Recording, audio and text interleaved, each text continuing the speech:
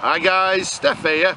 Now today I'm just going to do something slightly different. As you can see, we're not showing any hands today, we're showing the full Steph, if you like. So I've just come out to this, one of my favourite spots. It's nice and quiet here, full of nature, full of birds, nice and quiet.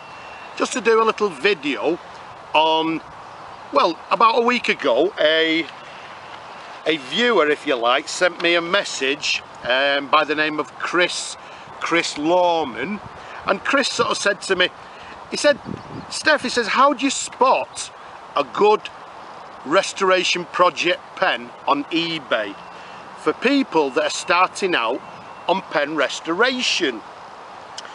Something that's not too hard for a newbie, but something that once they've restored, it'll add a little bit of value to the pen. So, well, to be honest with you, Chris, there's no definite answer. My advice would be, first of all, if you're looking to get into pen restoration and looking on eBay, look for some cheap pens, something inexpensive, because the reason being is once you start getting involved with restoration, whether you like it or not, you're actually going to break some pens, and if you break it on a cheap pen, then it's not too much of a problem. So look for cheap pens. Also, if you'd like to sort of look into restoring pens, look into maybe buying a lever fill fountain pen. They're quite easy to restore. You can look into buying maybe a button filler. They're also quite easy to restore. But the main thing is, quite simply, is if you're looking for something, first of all, buy cheap. Buy some cheap pens that you can practice on, because once you practice, once you get confident, then you can actually then go and buy more expensive pens and more sort of complex pens, if you like. Now, another thing that I would advise is that once you actually buy a pen off eBay and you want to begin restoring it, what I suggest you do is actually look at the pen, go online, get some information online, and see if you can actually get an image of a breakdown of that particular pen, just so that you can understand the pen that you're actually working on. The feed, the nib, the lever, has it got a J-bar, has it got a floating bar inside, does it need a new sack, etc, etc. And then once you actually know a little bit about the pen, it'll be a little bit easier for you to work on. Now, the thing about restoring pens, Chris, nice and simply, it's not that easy, and to be honest with you, it's not rocket science, it's not hard either. The thing is to be careful.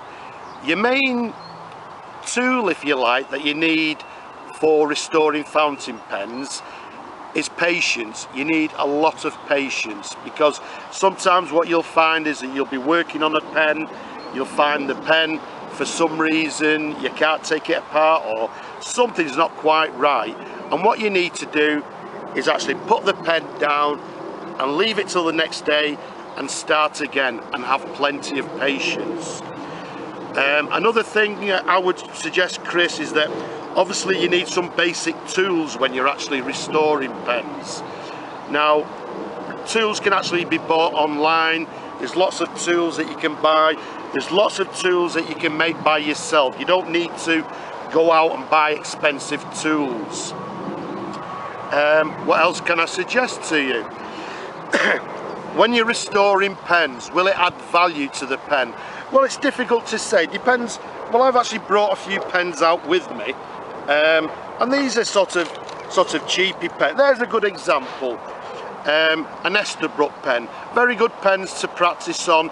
They're not expensive, they're not cheap, but they're quite easy to restore, the Estabrook pens. Nice thing about them is you can remove the nib quite easily.